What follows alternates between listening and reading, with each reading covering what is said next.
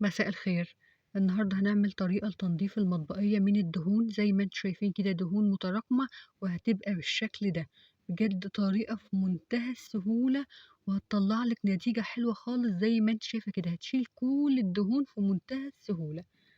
أول حاجة بقى بجهزها دي حلة فيها مية، بولع عليها البوتاجاز. أول كده ما بتسخن ببدأ أضيف 3 ليمونات، ببدأ أعصرهم وأضيف فيها كده قشر الليمون واسيبهم لحد ما يغلوا. اول ما المية تغلي دي بكون حاطة المطبقية في طبق بلاستيك، وهنشوف دلوقتي هنكمل مع بعض. انا كده بعصر الليمون كله زي ما قلت لكم، برمي القشر في المية كده. انا دي المطبقية هبدأ اقلبها واخلي الجزء اللي فيه دهون جوه الطبق البلاستيك. بصوا كده، والبخار هيسيح البقايا كده العالقة في المطبقية، هيسيح البقايا الخفيفة كده. الجزء ده طبعا مفهوش دهون اللي ورا. الأمامي ده هبدأ كده أغطسه هتشوفوا دلوقتي هي حاجات في البيت في منتهى كده السهولة وبتطلع نتيجة حلوة. ببدأ كده أضيف المية بعد ما غلت بالليمون، المية دي بليمون فقط. ببدأ كده أفضيها في الطبق البلاستيك والمطبقية مقلوبة زي ما انتوا شايفين. الجزء اللي فيه الدهون هو اللي عند المية.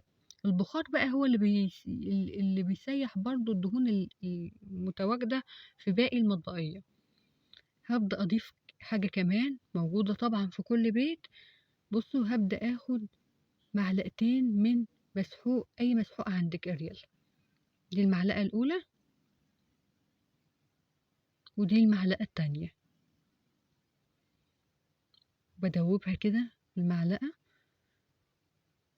شايفين البخار ده بقى والسخونة المية دي اللي بتعمل شغل جامد قوي. هبدأ بقى أعدل المطبقية كده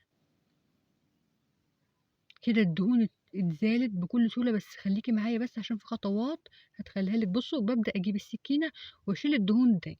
لازم تشيل الدهون قبل ما طبعا هنمشي حاجة على المطبقية عشان تبقى جديدة لنج. بس الأول بشيل الدهون دي علشان لو مشيتيها في السفنجة أو السلكة اللي هتستخدميها دلوقتي فمش هينفع، فالدهون دي هتبقى مالية السلكة.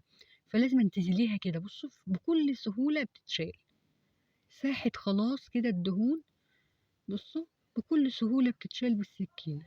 بجد دي أسهل طريقة طبعا للمطبقية البلاستيك دي، أو المطبقية اللي هي بتاعت زمان البيضة، أو أي مطبقية عندك.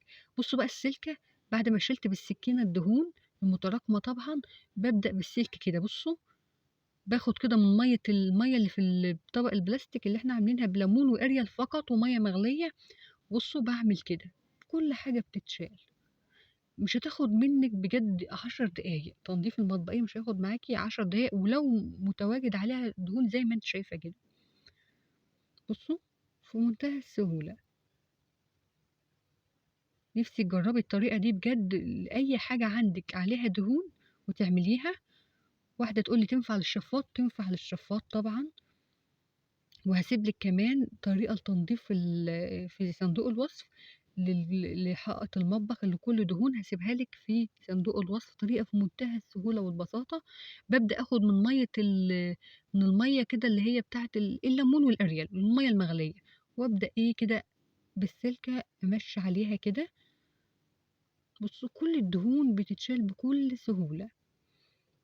بصوا طبعا بصوا كل حاجة اتشالت دلوقتي، بس في لسه نقط كده صغيرة. هجيب سلكة وبريل، البريل العادي بتاعك، وابدأ كده بقى ادعكها كأنها زي طبق في ايدي، طبق كده بتغسليه عادي عشان كده تنور اكتر.